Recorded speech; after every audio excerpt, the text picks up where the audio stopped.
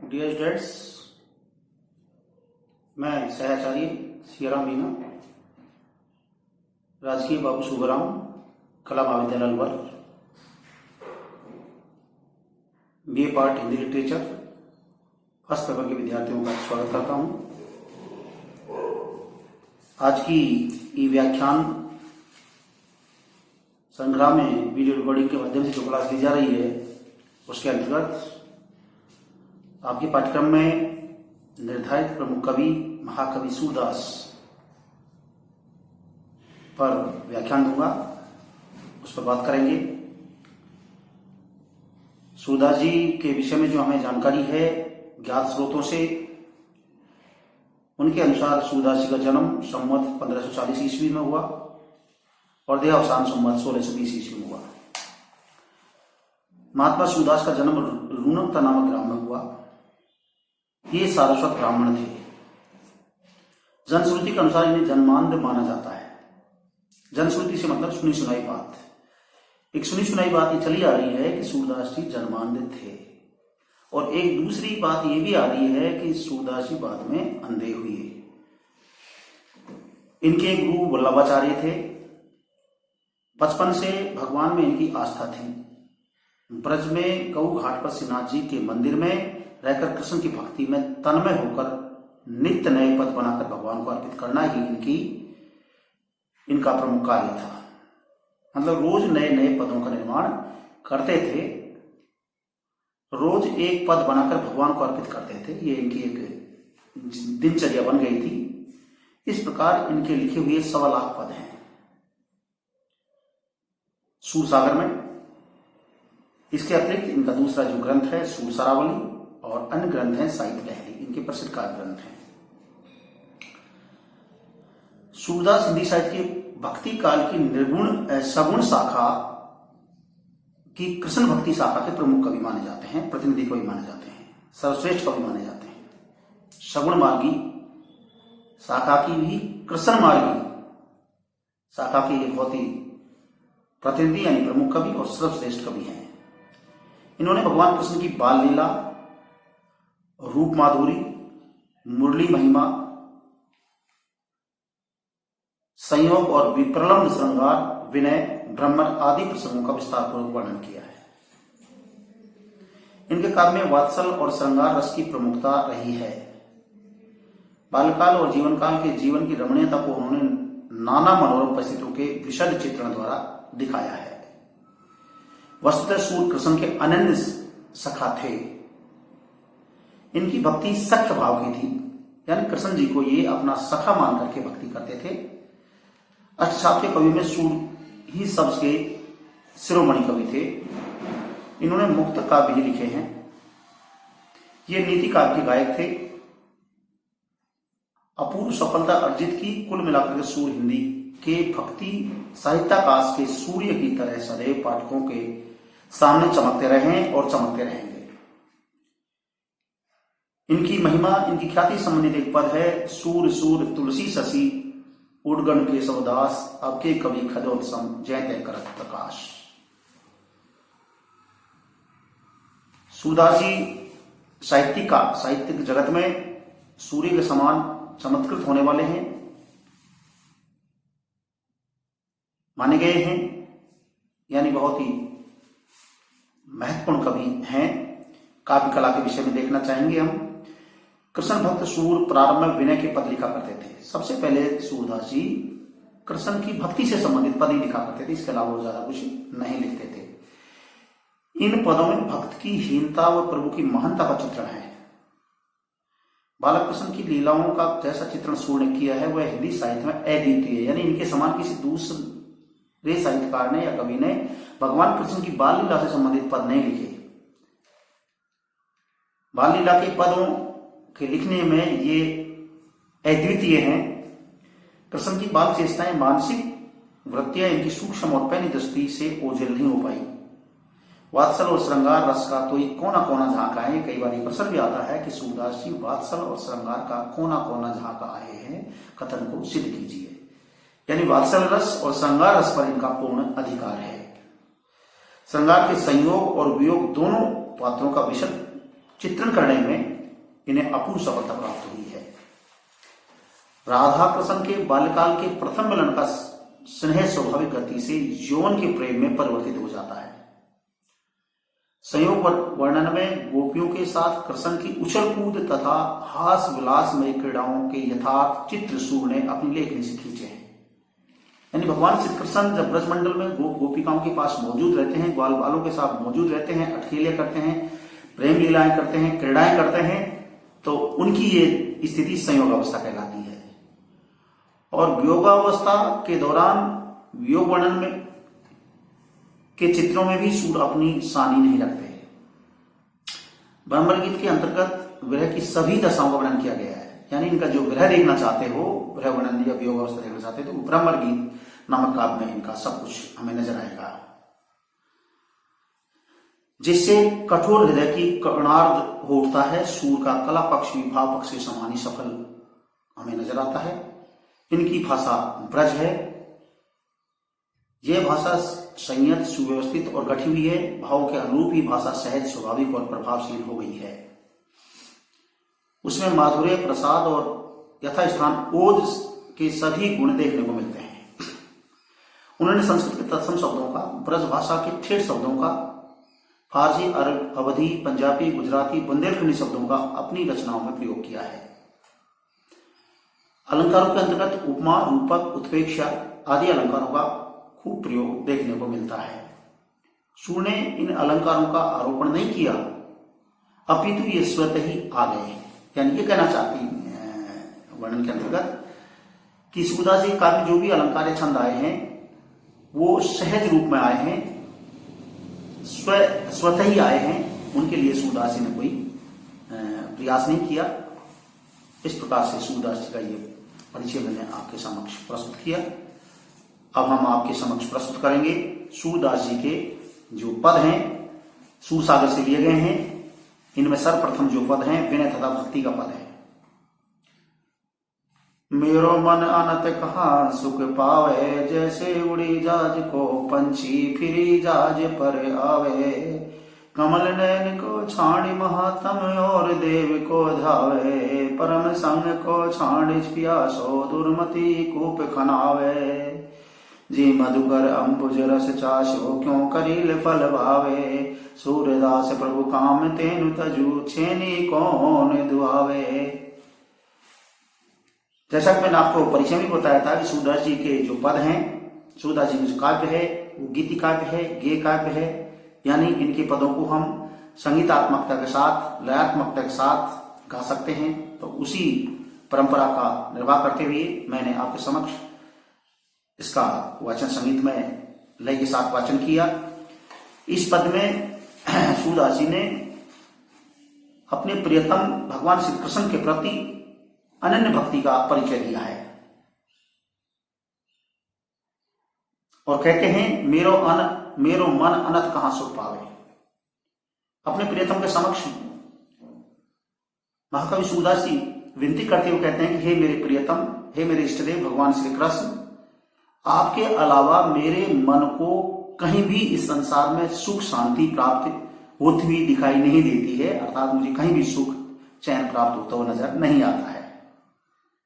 मुझे यदि मेरे मन को सच्ची सुख और शांति यदि मिलती है तो वो आपके पास ही मिलती है। विभिन्न प्रकार के उद्धरणों से इस बात की पुष्टि करते हुए सूरदास जी कहते हैं कि जैसे उड़ी जहाज को पंछी फिर जहाज पर आवे। हे मेरे प्रियतम भगवान श्री कृष्ण, मैं आपसे कहना चाहता हूं कि मेरी स्थिति उसी प्रकार की है जिस प्रकार से समुद्र में कोई जहाज चल रहा है और वहीं पर कोई पक्षी उड़ रहा है, तो उस पक्षी को दूर दूर तक भी कहीं कोई आसरा नजर नहीं आता है। आखिरकार वो उड़ उड़ करके उसी जहाज पर आकर के बैठेगा, अर्थात वहीं उसको शरण मिलेगी। फिर ही जहाज पर आवे, अर्थात जहाज पर ही वो आकर के बैठता है। इसी प्रकार से है मेरे प्रियतम भगवान श्री कृष्ण, मैं आपसे कह देना चाहता हूं कि इस संसार में मुझे इधर से उधर किधर भी भटक लूं, घूम लूं, फिर लूं, तो भी मेरे मन को शांति देने वाली नहीं है। कमल नयन का छाड़ी महात्म और देव को ध्यावे। मैं आपको ये भी कह देना चाहता हूं, कमल नयन अर्थात कमल के समान नेत्र वाले, कमल के समान नेत्र वाले भगवान श्री कृष्ण, जो मेरे लिए बहुत ही महत्तम है, महत्वपूर्ण है, उनको छोड़ करके मैं और किस देव को ध्याऊं, अर्थात और किस ईश्वर की आराधना करूं, मुझे कहीं कोई सहारा नजर नहीं आता है। परम गंग को छाणी पियासो दुर्मति कूप कनावे, अर्थात ऐसा मैं मूर्खतापूर्ण आचरण नहीं करूंगा कि मेरे प्रियतम भगवान श्री कृष्ण श्रेष्ठ गंगा के पवित्र जल की भांति हैं और उस गंगा के श्रेष्ठ और पवित्र जल को छोड़ करके मुझ जैसा प्यासा व्यक्ति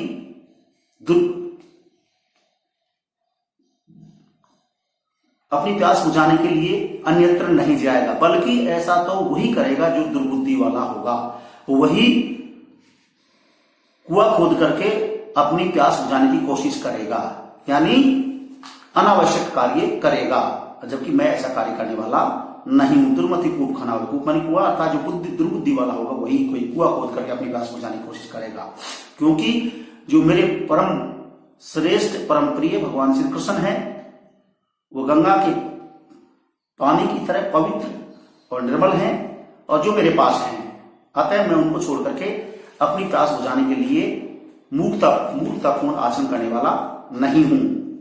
जी मधुकर अंबुज रसासो ज्यों करील फल भावे, अर्थात जिस प्रकार से किसी भौरे ने अंबुज रसे अर्थात कमल पुष्प के रसों का रसास्वादन कर लिया हो, वह उन अंबुज यानी कमल पुष्प के रसों का रसास्वादन करने के पश्चात करील यानी कैर के कड़वे फलों को खाने के लिए क्यों जाएगा। जिस प्रकार से भौरा कमल पुष्प का रसास्वादन करने के पश्चात करेल यानी कैर के फलों के उन कड़वे फलों को खाने के लिए नहीं जाएगा, उसी प्रकार से मैं भी अपने प्रियतम भगवान श्री कृष्ण को छोड़ करके अन्यत्र नहीं जाऊंगा, अर्थात मेरे मन को अन्यत्र शांति मिलने वाली नहीं है। सूरदास प्रभु कामधेनु तजी छेरी कौन दुभावे, सूरदास जी कहते हैं कि कामधेनु रूपी गाय का मधुर मीठा दूध छोड़ करके मैं बकरी का दूध पीने के लिए क्यों जाऊंगा। छेरी मानी बकरी का दूध पीने के लिए क्यों जाऊंगा, अर्थात ऐसा मैं मूर्खतापूर्ण आचरण करने वाला नहीं हूं, क्योंकि मेरी तो एकमात्र जो आस्था है, जो निष्ठा है, जो श्रद्धा है, जो भक्ति है, वो मेरे प्रियतम भगवान श्री कृष्ण के प्रति ही है। इस प्रकार से इस पद में सूरदास जी ने भगवान श्री कृष्ण के प्रति अपनी एक निष्ठा और अनन्य भक्ति का परिचय दिया है। नेक्स्ट है अविगत गति कछु कहत न आवे, ज्यों गूंगे मीठे फल को रस अंतर्गत ही भावे, परम स्वाद सबई सुन निरंतर अमित तो शोभ जावे, मन बानी को अगम अगोचर सो जाने सो पावे, रूप रेख गुण जाति जुगत बिनु निरालंब कृत धावे, सब विधि अगम विचारे ताते सूर सगुन पद गावे। इस पद में भगवान श्री कृष्ण के अगम अगोचर रूप की तरफ भी के माध्यम से अगम अगोचर रूप की तरफ भी साहित्यकार ने हमारा ध्यान खींचने की कोशिश की है। सूरदास जी ये कहते हैं कि निर्गुण निराकार भगवान जिसको हम देख नहीं सकते, केवल अनुभव कर सकते हैं, लेकिन देख नहीं सकते, तो हमें शांति कैसी मिले। इसलिए इन सब बातों को ध्यान में रखकर के मद्देनजर रखते हुए मैं सगुण साकार भगवान श्री कृष्ण से संबंधित पदों का ही बखान करता हूं या सगुण लीला या सगुण उपासना पर ही बल देता हूं। अविगत गति कछु कहत न आवे, अविगत अर्थात जो निर्गुण निराकार भगवान है उसकी क्या गति है, क्या चाल है, क्या रंग है, क्या रूप है, क्या महिमा है, उसके विषय में अपने से कुछ कहता नहीं बन पड़ रहा है। जो गूंगे मीठे फल को रस अंतर्गति भाव, जिस प्रकार से गूंगा व्यक्ति मीठा फल खाता है अर्थात गुड़ खाता रहता है, कोई मीठी चीज खाता रहता है, लेकिन उसके स्वाद का वो हमारे सामने अपनी जिह्वा से बखान नहीं कर सकता, उसी प्रकार से निर्गुण निराकार भगवान जो हमें दिखाई नहीं देते हैं उसका रसास्वादन कैसे होता है, कैसा नहीं होता है, वो उसका हम वर्णन नहीं कर सकते। परम स्वाद सबई सो निरंतर अमित तो सुख जावे। इसीलिए सूरदास जी कहते हैं कि मैं इन सब बातों को जान करके ही भगवान श्री कृष्ण जो कि सगुण साकार रूप में है, उन्हीं के आनंद में डूबे रहना चाहता हूं। सभी सु निरंतर अमित तोषता, चारों तरफ से मुझे वो अमृत में संतोष उत्पन्न कराते हैं, पैदा करते हैं। मन वाणी को अगम अगोचर सो जाने सो पावे, अर्थात मन रूपी वाणी, मन और वाणी या मन रूपी वाणी को भी हम कैसे तसल्ली दे सकते हैं, क्योंकि अगम अगोचर जो अगम्य है अर्थात जिस तक पहुंचा जाना संभव नहीं है, अगोचर जो दिखाई नहीं देता है, ऐसे निर्गुण निराकार भगवान को जिसने देखा हो वही आपको बता सकता है, अर्थात मैं तो नहीं बता सकता। रूप रेख गुण जाति जुगत बिन निरालंब के धावे, सूरदास जी कहना चाहते हैं जिसके न रूप है, न रंग है, न जिसकी जाति है, न कोई गुण है, न जिसका आकार प्रकार है, किस प्रकार से उसका निर्माण हुआ है, कैसा दिखाई देता है, इस विषय में यदि मैंने नहीं देखा है, ऐसे भगवान को मैंने नहीं देखा है, तो मैं किस आधार पर, किसके सहारे मैं निर्गुण निराकार भगवान की उपासना करूं, अर्थात नहीं कर सकता। इन सब बातों को जान करके ही मैं सगुण साकार भगवान श्री कृष्ण से संबंधित ही सगुण पदों का बखान करता हूं। निरालंब कित धावे सब विधि अगमवत विचारे, अर्थात आगे सूरदास जी कहते हैं कि मैंने सभी प्रकार से ये विचार करके कि निर्गुण निराकार भगवान अगम्य है, अगोचर हैं, दिखाई नहीं देते हैं, उनको जानना, समझना, अनुभव करना बहुत कठिन है। इन सब बातों को जान करके ही मैं ताते मन जिससे सूरदास जी कहते हैं इसीलिए मैं सगुण साकार भगवान श्री कृष्ण से संबंधित ही पदों का बखान करता हूं या उन्हीं को मैं गुणगान करता हूं। तो इस पद में निर्गुण के अपेक्षा सगुण साकार भगवान श्री कृष्ण की लीलाओं का गुणगान या उनकी भक्ति करने को ही साहित्यकार ने महत्ता प्रदान की है। अब के राख ले भगवान, अब के राख ले भगवान, हो अनाथ बैठो द्रुमडरिया पार दिशा दे भान, ताके डर में भाजो चात ऊपर ढक्यो मस्तान, दुर्भांति दुर्भ भयो आनिए कौन वारे प्राण, सुमृत ही आई दशो पारदी कर छूटो संधान, सूरदास सरल लगो सचाने जय जय कृपा निधान।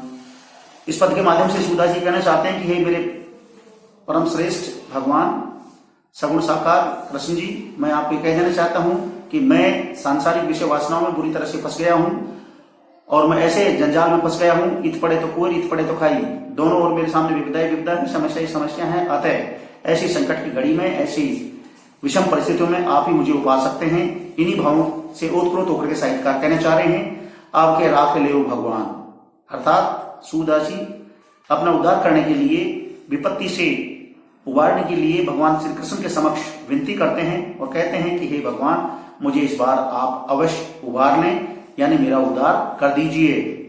हो यानी मैं ब्रज भाषा का शब्द अनाथ बैठो द्रुमडरिया, अपने प्रियतम के समक्ष सूरदास जी अपनी विनती करते हुए कहते हैं कि हे मेरे प्रियतम, हे मेरे भगवान, भगवान श्री कृष्ण, मैं आपको कह देना चाहता हूं कि मैं अनाथ के रूप में एक पेड़ की छोटी सी डाली के ऊपर बैठा हुआ हूं, पारद सादेवान, और शिकारी मेरे ऊपर निशाना साधे हुए है, यानी कभी भी मुझे मार सकता है। पारद यानी शिकारी, बाने सादे बान, ताके डर में भाजो चात, जिसके कारण मैं डर करके भाग करके यहां आकर के बैठ गया हूं। भाजो मानी भाग करके, ऊपर ढक्यो सचान, लेकिन ऊपर मैंने देखा तो ऊपर पहले से ही बाज पक्षी बैठा हुआ है। ऊपर ढक्यो सचान अर्थात मैंने देखा तो ऊपर से पहले से ही बाज पक्षी बैठा हुआ है। दुख बाती दुख भयो आनी है, कौन उबारे प्राण। इस प्रकार से सूरदास जी आप कहते हैं कि हे मेरे प्रियतम भगवान श्री कृष्ण, मैं आपके समक्ष अपनी विनती और अपना उद्धार करने, अपना बचाव करने के लिए आपसे विनती करना चाहता हूं कि दोनों ओर से मैं संकट में फंस गया हूं। एक तरफ में डाल पर बैठा हूं, नीचे से शिकारी मुझे निशाना बना के बैठा है और ऊपर बाज पक्षी है, अर्थात मैं दोनों स्थितियों में ही खतरनाक स्थिति में बैठा हुआ हूं। अतः मुझे कौन उबारेगा, कौन मुझे बचाएगा, कौन मेरे प्राणों की रक्षा करेगा। इसीलिए मैं आपसे विनती करता हूं कि ऐसी स्थिति दुह भांति दोनों तरफ से मैं बुरी तरह से विपत्ति में फंस गया हूं। अतः मेरी आप रक्षा कीजिए, मेरे प्राणों को उबारें, मेरे प्राणों को बचाएं।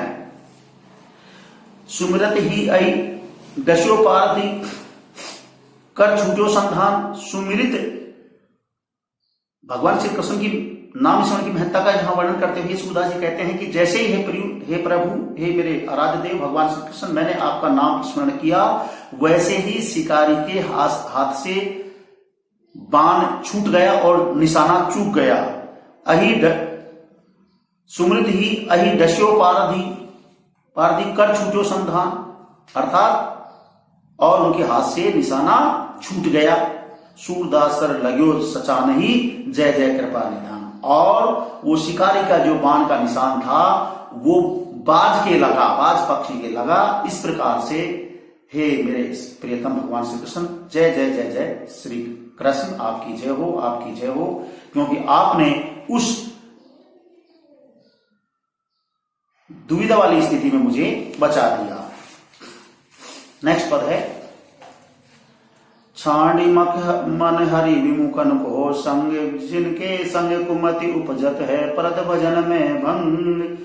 का होत पै पान कराए विष नहीं तजत भुजंग, का गई का कपूर चुगाए स्वान नवाए गंग। कर को कहा अर्घ जले पन मरकट भूषण, गज को कहा सरति अनवाए भौरी धरे वेडंग। पाहन पति बान नहीं वेद तिरी तो करत निसंग, सूरदास वकारी कामरी पे चढ़े दिन दूजो रंग। सूरदास जी इस पद में भी संसार की विषय वासनाओं, काम क्रोध मोह मद लोभ इत्यादि विषय वासनाओं बुराइयों से दूर रह करके भगवान श्री कृष्ण के एक निष्ठ प्रेम की बात करते हुए कहते हैं, अपने मन को संबोधित करते हुए कहते हैं कि छाणी मन है मेरे मन, आप उन लोगों का साथ छोड़िए जो भगवान श्री कृष्ण में मन नहीं लगाते हैं, अर्थात जो भगवान से हेत नहीं करते हैं, भगवान में जिनकी आस्था नहीं है। हरि विमुखन को संग, अर्थात जो भगवान से विमुख रहते हैं, जो भगवान में आस्था नहीं रखते हैं, भगवान में विश्वास नहीं रखते हैं, भगवान से प्रेम नहीं करते हैं, ऐसे साथी संगी लोगों का आप साथ छोड़िए। अपने मन को संबोधित करते हुए सूरदास जी कहना चाहते हैं, जिनके संग कुपति उपजती है परत भजन भांग। आगे सूरदास जी कहते हैं कि हे मेरे मन में आप कह देना चाहता हूं कि जिन लोगों के साथ रह करके मन में बिल्कुल कुसंगति की भावना आ जाती है और दुर्बुद्धि सद्बुद्धि भी सुबुद्धि भी दुर्बुद्धि में बदल जाती है, ऐसे लोगों का साथ छोड़ना ही बेहतर है। क्योंकि ऐसे लोगों का साथ रह करके हम प्रभु का ध्यान भी नहीं कर सकते, भजन भी नहीं कर सकते, और उनके साथ रह करके हमारे ध्यान और भजन में भी एक तरह से बाधा उत्पन्न होती है। कहा होत पै पान कराए विष नहीं तजत भुजंग।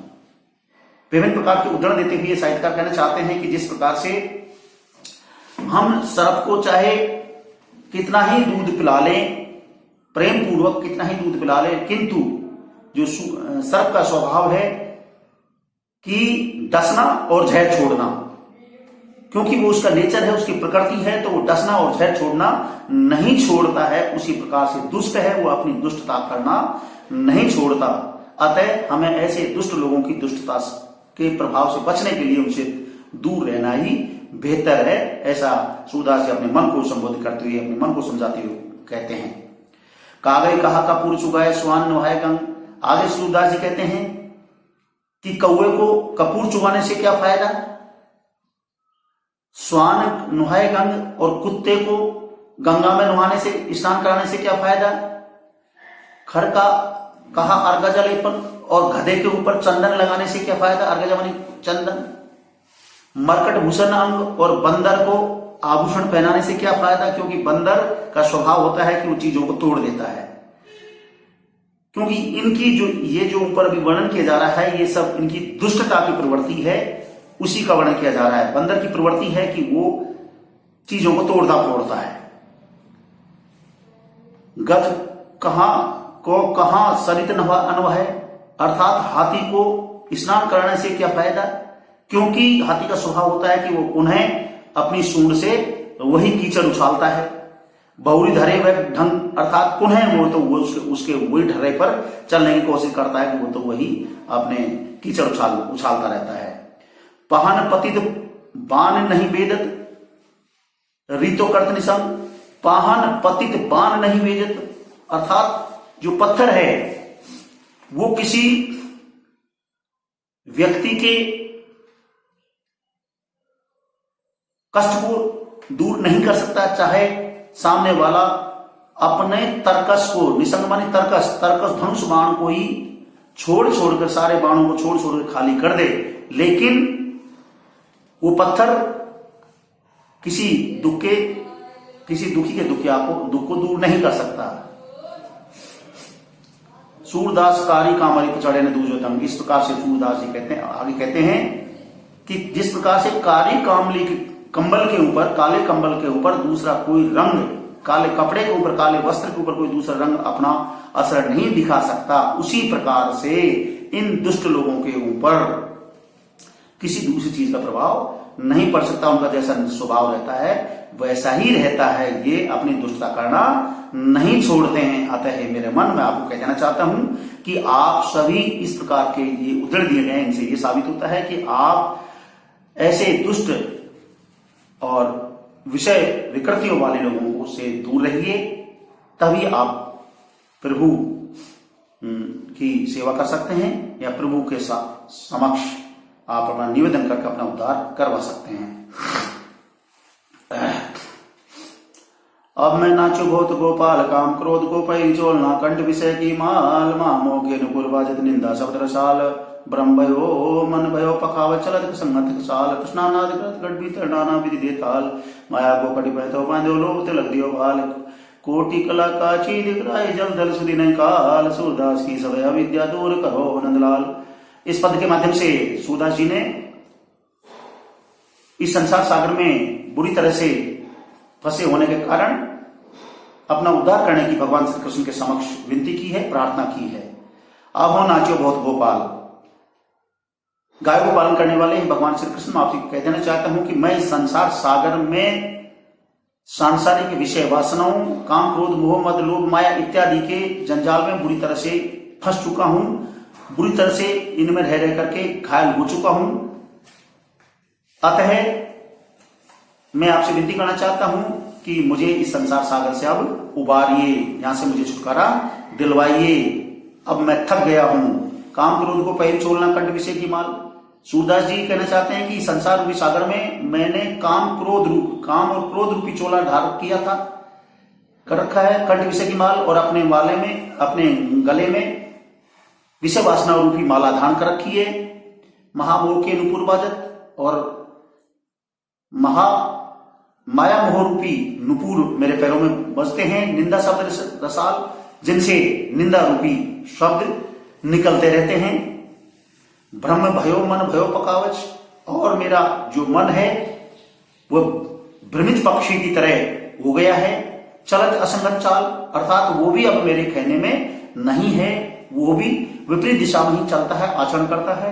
तृष्णा नाद करती घट भीतर, और मेरे शरीर के अंदर तृष्णा यानी विभिन्न प्रकार की इच्छाएं, विभिन्न प्रकार के नाच करती रहते हैं, यानी मेरी इच्छाएं बहुत ज्यादा बढ़ी हुई रहती हैं। ये इच्छाएं मुझे हमेशा नचाती रहती हैं। नाना विधि ताल, अर्थात विभिन्न प्रकार का ताल देकर के मुझे एक तरह से ये नाच नचाती रहती हैं। माया को कटी पैंटो बांधो लोग तिलक दियो भाल। इतना ही नहीं, माया रूपी फेंटे को मैंने मानो कटी पे बांध रखा है, कमर पे बांध रखा है। लोभ तिलक दियो भाल, और लोभ रूपी तिलक को मैंने अपने ललाट पर लगा रखा है, यानी रूपक अलंकार का प्रयोग किया जा रहा है।